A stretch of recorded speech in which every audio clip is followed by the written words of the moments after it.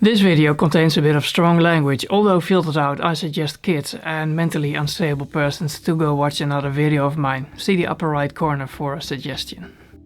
Hey everyone, first of all a very good 2019. I hope that a lot of positive things will happen in your life during the upcoming year. So last week I was on holiday in the Italian Alps, and the last day I wanted to record this video with a nice scenery and the snow and stuff. So I was setting up the camera and the wind started picking up, and it started to dump a lot of snow on my not water resistant camera.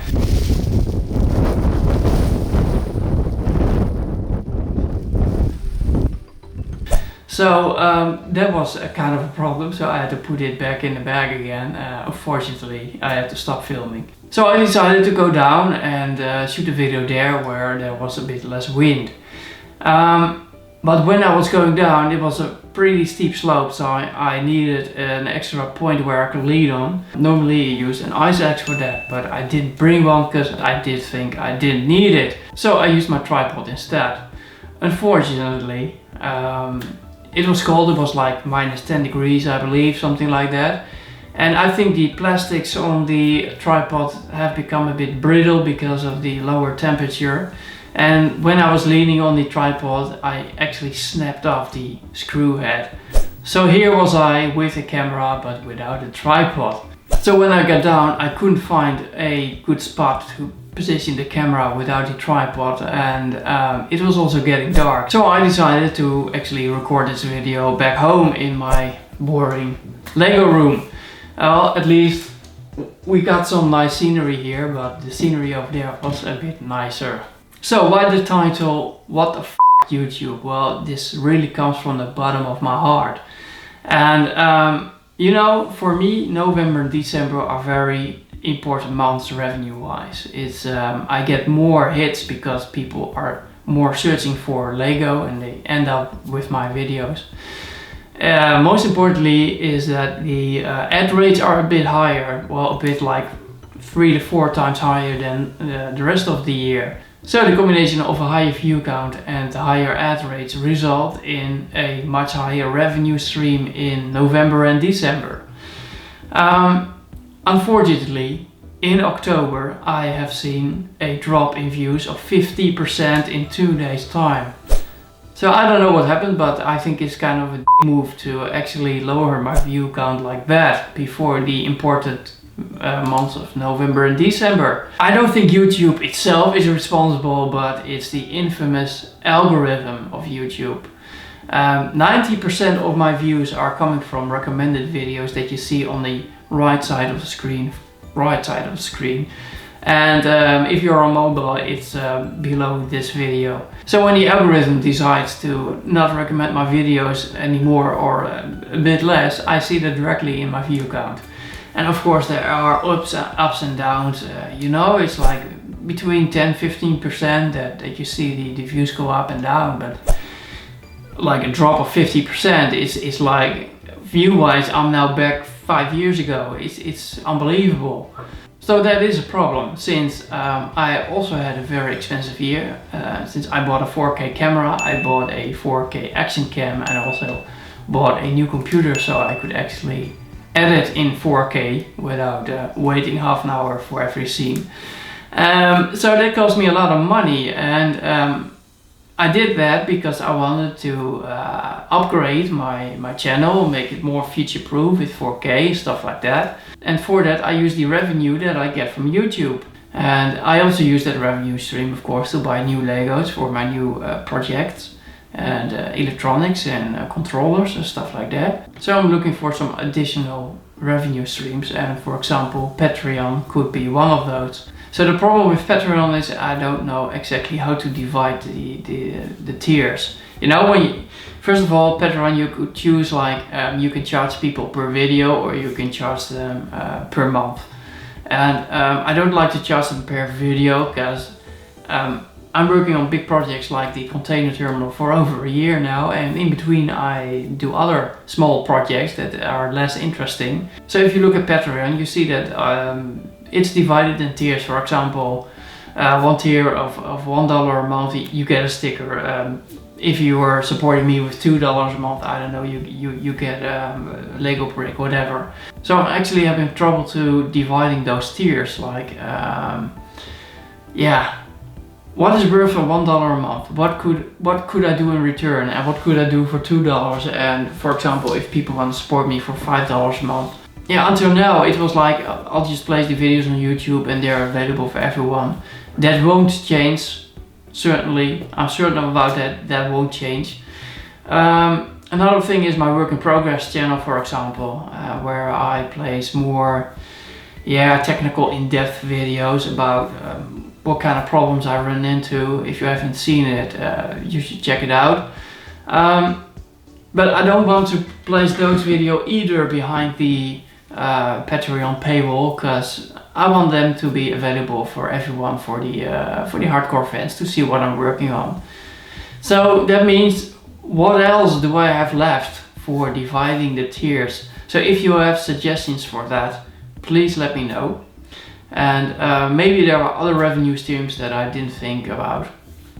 I see also, like for example, t-shirts a lot. You can do, I can make custom t-shirts that I can sell. But honestly, I don't think that will deliver a lot of revenue. Because who wants to wear an AlmightyArjen t-shirt? I don't know, but I don't think there are a lot of people who want to do that. But well, maybe. So if you have other suggestions or other websites for crowdfunding or something like that, let me know, and I'll have a look at it.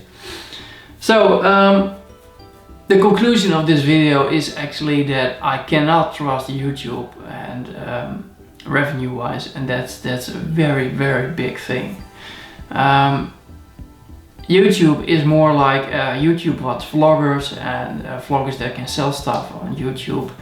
And they want you to upload a video every 2 days, because when I upload a new video, I see that my other videos are more recommended for 2 days, and then those extra views starve off again. So that means that YouTube actually wants you to upload a new video every 2 days. Well, that's just ridiculous, because I can't even upload a new video every month. Not even if I were to go full-time professional YouTube.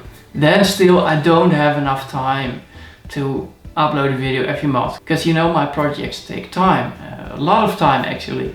So now and then you see me upload another video of an automated rail crossing or an automated level crossing, stuff like that. Pretty easy stuff, just to, you know, to keep YouTube happy, and in the meantime I'm working on the bigger projects.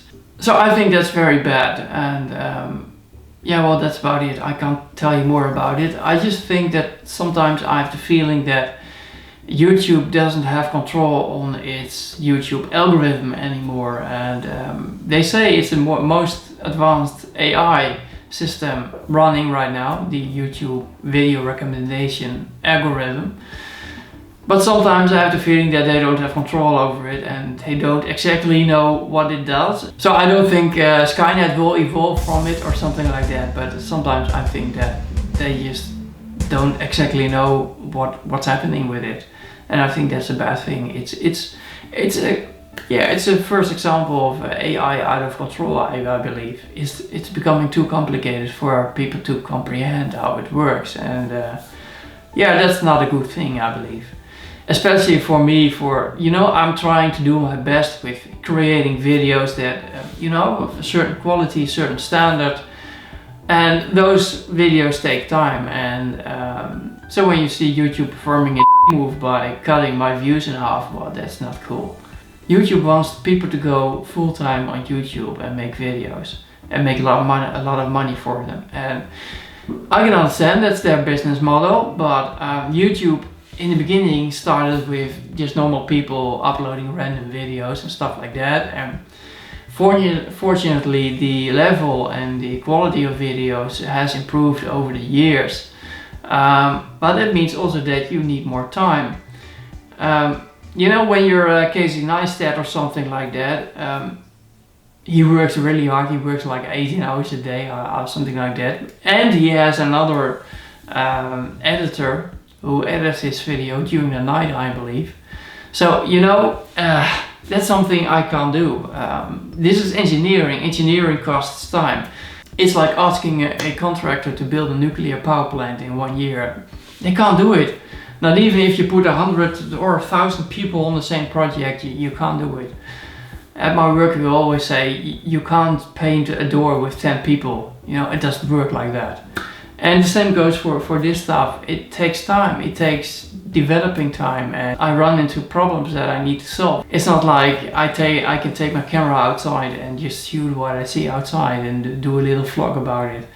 That's not something I want, and that's also not something my subscribers are waiting for. So I just wanted to get this off my chest. So please help me out with the Patreon stuff.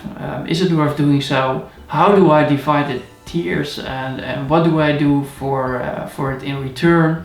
So that's it. Thank you for watching and have a very good 2019. And if I look at myself, I hope that I will be able to finish the container terminal in 2019. Finally, I'm working on it for more than a year now and I'm a bit stuck. So I'm actually starting from scratch again to make a different system.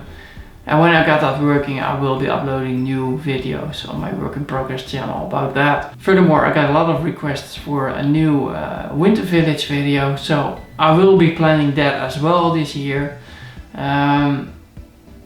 And furthermore, I'm gonna do some smaller projects, I believe. We'll just have to see. I have some other big projects in mind as well, but yeah, I don't know. It depends on it depends on how the container terminal is doing and how well the revenue stream is doing. Alright, thank you for watching. This was a bit of a different kind of video. I hope you liked it. Please let me know if you liked it or not, and subscribe if you haven't done so, blah blah blah, and I hope to see you next time. Bye!